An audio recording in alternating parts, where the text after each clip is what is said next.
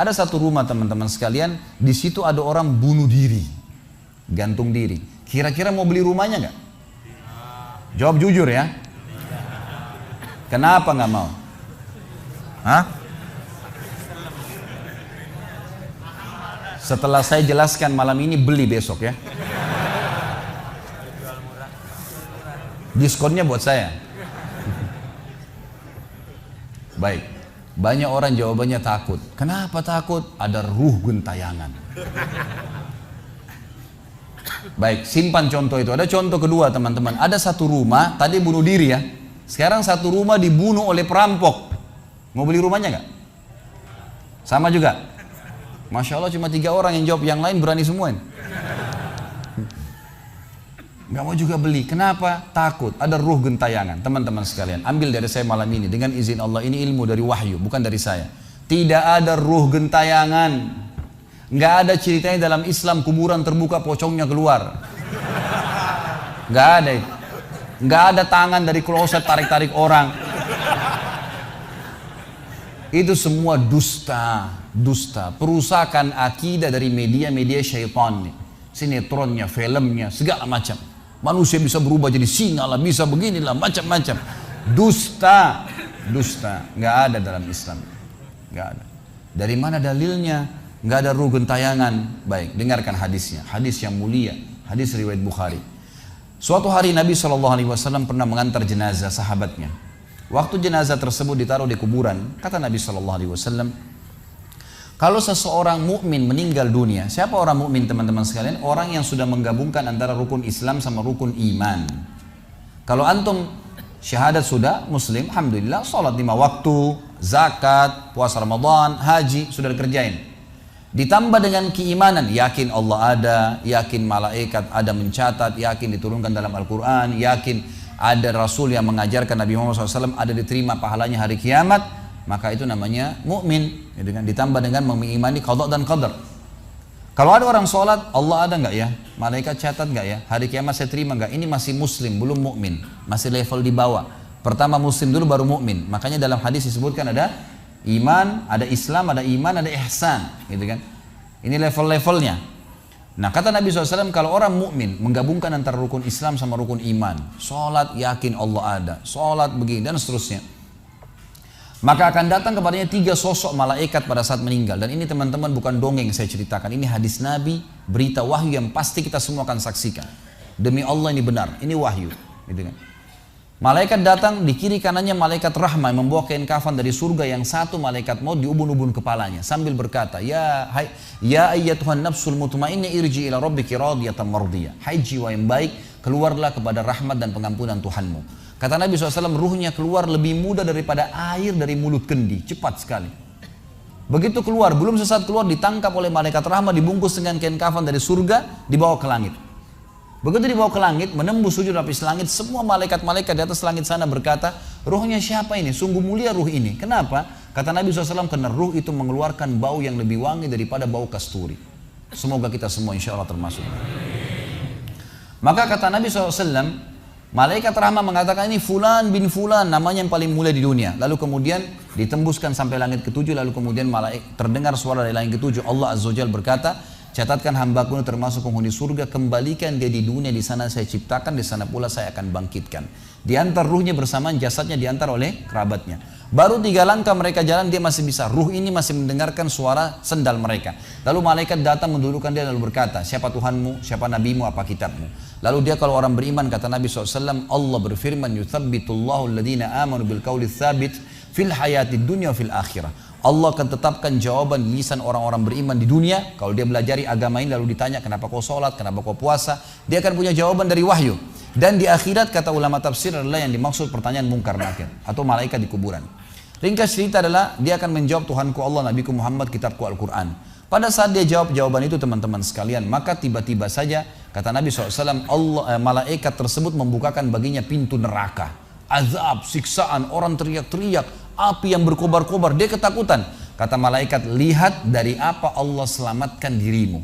Karena kau beriman, kau nggak jadi masuk sini, ditutup. Supaya dia tahu nih, kalau dia berbuat salah akan masuk situ, ditutup. Dibuka pintu surga, dayang-dayang, permadani, istana yang luas, luar biasa. Dia gembira. Lalu kata malaikat, kau akan masuk di sini. Maka si mayit tersebut pun berdoa mengatakan, ya Allah cepatkan waktu karena aku ingin masuk ke dalam surgaku. Lalu datang di sebelahnya orang yang tampangnya gagah, badannya bersih, wangi, saking sempurnanya kata jenazah ini. Ruh ini berkata, siapa kamu ini? Sungguh sempurna ciptaan Allah pada dirimu. Maka dia berkata, diam dulu. Maka dia berkata, gitu kan? Dia berkata, saya amal soleh akan menemani kau sampai hari kiamat. Insya Allah setelah riwayat ini kita sholat. Saya amal soleh akan menemani kau sampai hari kiamat. Maka kata Nabi SAW terdengar suara, ya Allahu alam di sini disebutkan Allah atau malaikatnya, tapi yang jelas menyampaikan dari Allah Subhanahu Wa Taala, lapangkan kuburan hambaku ini seluas pandangan matanya dan bukakanlah pintu surga baginya setiap pagi dan petang dia melihat. Maka jadilah kuburannya taman dari taman surga sampai hari kebangkitan. Baik. Sebaliknya kata Nabi SAW, kalau orang fasik, siapa tadi fasik? Muslim yang masih berbuat maksiat. Teman-teman hati-hati. Jangan kena mengandalkan sudah syahadat kemudian bebas berbuat dosa. Hati-hati. Fasik dan orang kafir proses matinya sama.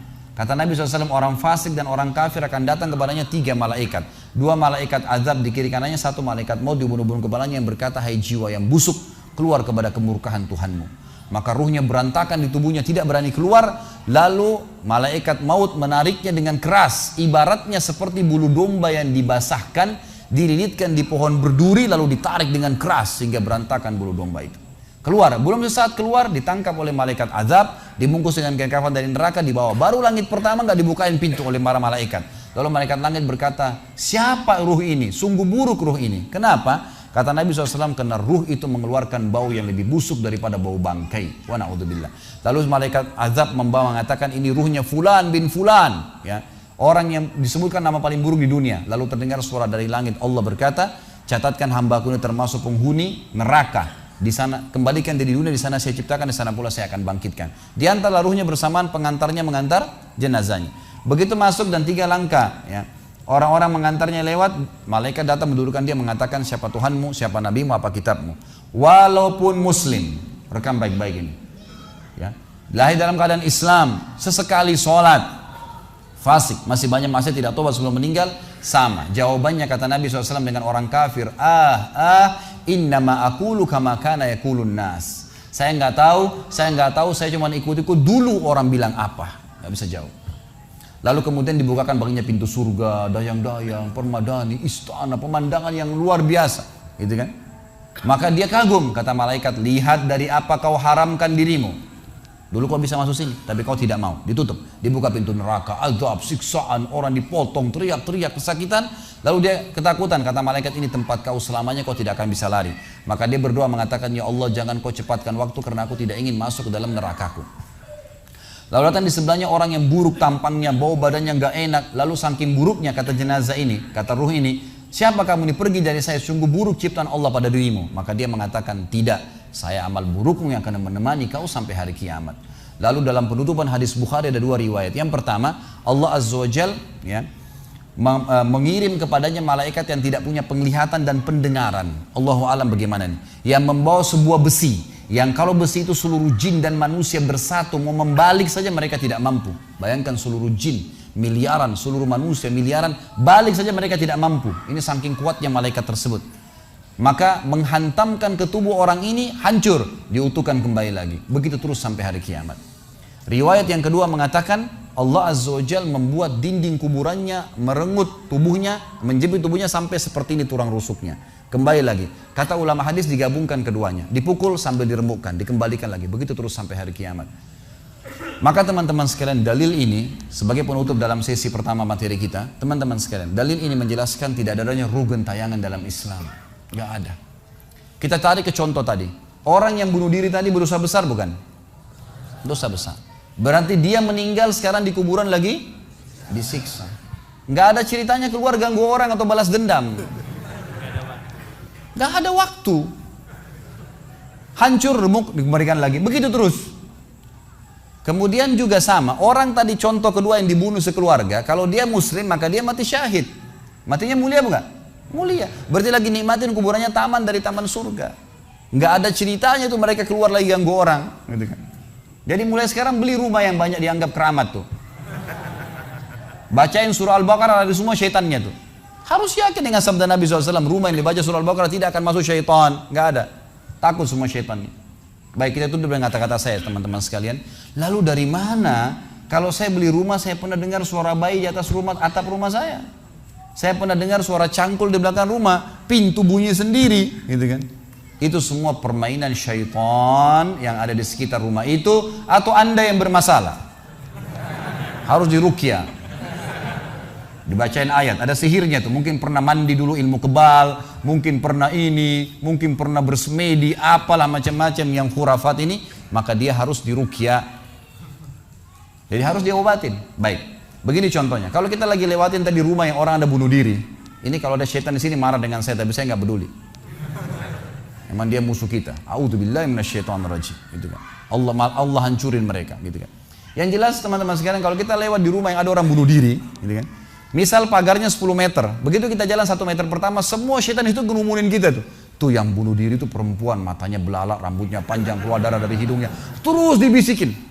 Orang yang takut, manusia yang takut, maka pada saat dia balik ke tempat yang tadi syaitan bisikin dia itu, dia lihat betul nanti perempuan tuh. Karena dia takut, jadi dia bisa lihat. Yang takut saja bisa lihat, yang tidak takut tidak bakal lihat. Makanya kalau ada temannya jalan di sebelah nggak takut, tanya, kau lihat gak? Dia bilang enggak. Kalau dia bayangkan nenek-nenek, dia lihat nenek-nenek temannya. Permainan syaitan. Maka orang beriman mustahil melihat yang seperti itu. Nggak ada ceritanya. Atau dasarnya orang itu kena sihir tadi. Maka bisa melihat penampakan karena ada syaitan yang mengganggu dia. Dan dia dasarnya membuka diri untuk itu. Makanya harus ruqyah, obat. Gitu kan? Ada metode pengobatan, tentu bisa lihat di YouTube, ada ceramah saya, ruqyah syariah. Ya, nama saya diketik, insya Allah ada tata cara yang sudah saya ajarkan caranya mengobatin itu. Tapi yang jelas itu semua permainan syaitan, teman-teman sekalian. Dan inilah poin pertama, pintu pertama untuk takut kepada Allah Subhanahu wa taala. Artinya semua selain Allah dalam makhluk jangan pernah takut dengan mereka. Syaitan pun yang biasa dianggap menakutkan bagi manusia itu dusta semua. Sampai sabda Nabi SAW mulia hadis Bukhari, siapa yang membaca Bismillah, Bismillah, maka syaitan yang ada di sekitarnya menjadi kecil seperti lalat. Jadi orang yang gambarkan syaitan besar itu tidak benar semua. Kata Nabi SAW dalam hadis Bukhari yang lain, siapa yang mau masuk ke rumahnya, lalu dia baca Assalamualaikum, salam warahmatullahi wabarakatuh, syaitan di sekitar rumahnya berkata kepada teman-temannya, tidak ada tempat nginap buat kalian malam ini. Salam saja sudah jadi benteng, nggak bisa masuk. Kalau dia makan dengan baca Bismillah, ya, dia baca Bismillah, maka syaitan berkata lagi sama teman-temannya, tidak ada makan malam buat kalian malam ini. Nggak bisa cuy. Dan syaitan tidak bisa membuka dan menembus tembok atau pintu manusia. Dusta semua itu tembus tembok, tembus pintu, dusta. Karena Nabi SAW yang bilang, syaitan tidak bisa membuka kembali pintu yang ditutup oleh manusia. Syaitan tidak bisa membalikkan ya, panci yang sudah ditutup oleh manusia. Maka padamkanlah lampu kalian, tutuplah panci-panci kalian. Karena syaitan bisa menunggangi makhluk yang lain. Sebagai penutup hadis Nabi SAW, pernah ada seorang sahabat membawa tikus ditangkap malam hari. Pada saat ditangkap tikus tersebut, lalu sahabatnya tidak bunuh, dipegang sama dia, dibawa ke masjid. Dia bilang, ya Rasulullah, ini tadi ya, saya tangkap di rumah saya apain hewan ini? Boleh saya bunuh atau enggak? Kata Nabi SAW, jadi tikus itu sambil ditahan oleh sahabat. Kebetulan Nabi SAW punya tikar yang dipakai sholat, di sebelahnya ada lilin kecil, minyak dengan api gitu kan. Lalu tikus ini sementara Nabi SAW bicara sama sahabat, lepas, menyentuh ya, lilin Nabi SAW, lalu tumpah minyaknya di sejadah, di tikarnya Nabi, terbakar. Kata Nabi SAW, sesungguhnya hewan ini fasiqah, fuaisiqah, buruk, boleh dibunuh gitu kan. Dan syaitan menunggangi hewan seperti ini untuk membakar rumah-rumah kalian. Tapi mereka tidak bisa membakar langsung.